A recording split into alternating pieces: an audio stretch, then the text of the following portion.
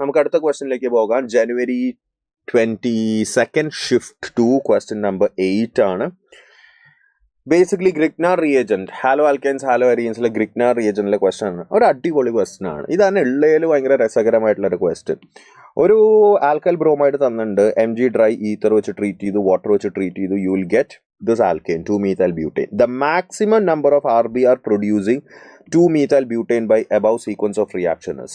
മക്കളെ നിങ്ങൾ എന്നൊന്ന് ആലോചിച്ച് നോക്കിയേ മക്കളെ, നമ്മളിപ്പോൾ ഒരു ബ്രോമൈഡ് എടുക്കുകയാണ്. വെൻ ഐ ട്രീറ്റഡ് വിത്ത്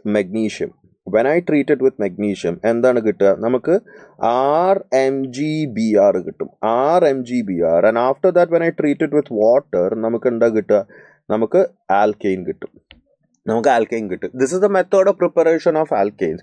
അപ്പം നമുക്ക് ഈ ആൽക്കെയിൻ കിട്ടാനായിട്ട്, ഈ പെർട്ടിക്കുലർ ആൽക്കെയിൻ കിട്ടാനായിട്ട് ഏതൊക്കെ ടൈപ്പ് ഗ്രിഗ്നാർ റിയേജന്റ് അല്ലെങ്കിൽ ഏതൊക്കെ ഗ്രിഗ്നാർ റിയേജൻസ് നമുക്ക് യൂസ് ചെയ്യാം? നിങ്ങൾ നോക്കിക്കേ, ഈ ഒരു ഗ്രിഗ്നാർ റിയേജന്റ് ഞാൻ യൂസ് ചെയ്യുകയാണെങ്കിൽ ഏത് MgBr, ഈ ഒരു ഗ്രിഗ്നാർ റിയേജന്റ് വെൻ ട്രീറ്റഡ് വിത്ത് ഈ ഒരു പർട്ടിക്കുലർ ഗ്രിഗ്നാർ റിയേജന്റ്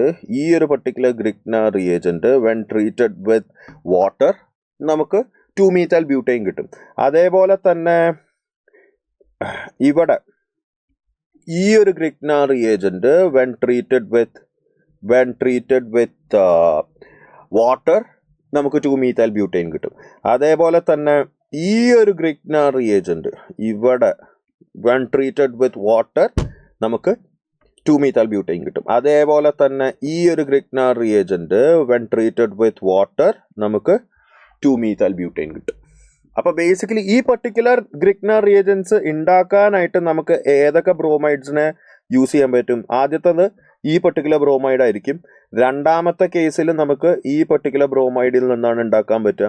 മൂന്നാമത്തെ നമുക്ക് ഈ പർട്ടിക്കുലർ ബ്രോമൈഡിൽ നിന്നാണ് ഉണ്ടാക്കാൻ പറ്റുക. നാലാമത്തെ നമുക്ക് ഈ പർട്ടിക്കുലർ ബ്രോമൈഡിൽ നിന്നാണ് ഉണ്ടാക്കാൻ പറ്റുക, അല്ലേ? So basically 1, 2, 3, 4 will be the answer. റെഡിയാണോ? അപ്പം നിങ്ങൾ പലരും ചോദിക്കും, സാർ ഈ MgBr ഇപ്പുറത്ത് വന്നൂടെ?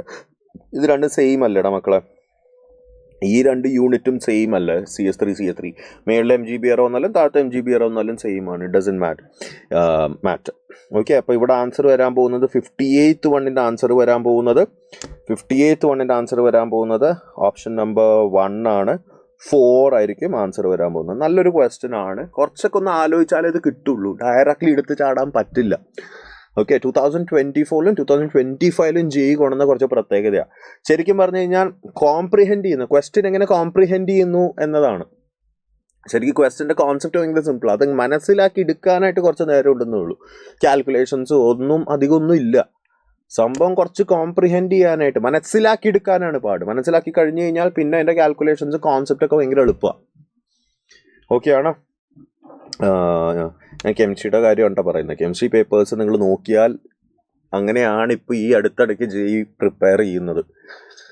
മനസ്സിലാക്കി എടുക്കാൻ പാട്. മനസ്സിലാക്കി എടുത്തു കഴിഞ്ഞാൽ concept is very simple, calculation is very simple, അധികമൊന്നുമില്ല. എന്നാൽ അങ്ങനെയായിരുന്നില്ല 2019-20-ലൊക്കെ. അവിടെ ആ application of the concept itself is വളരെ ഡിഫിക്കൽട്ട്. ആ കോൺസെപ്റ്റ് തന്നെ ഭയങ്കര ഡെപ്തിൽ ഉള്ള കോൺസെപ്റ്റ്സ് ആയിരിക്കും, കാൽക്കുലേഷൻ ഭയങ്കര ഇൻറ്റൻസ് ആയിരിക്കും. പക്ഷെ അതൊന്നും ഈ അടുത്തിടയ്ക്ക് അങ്ങനെ കണ്ടുവരുന്നില്ല. Okay, always expect the unexpected, prepare for the worst. Okay, അപ്പോൾ അതാണ് 58th വൺ. ഓപ്ഷൻ നമ്പർ 1 ആണ് ആൻസർ.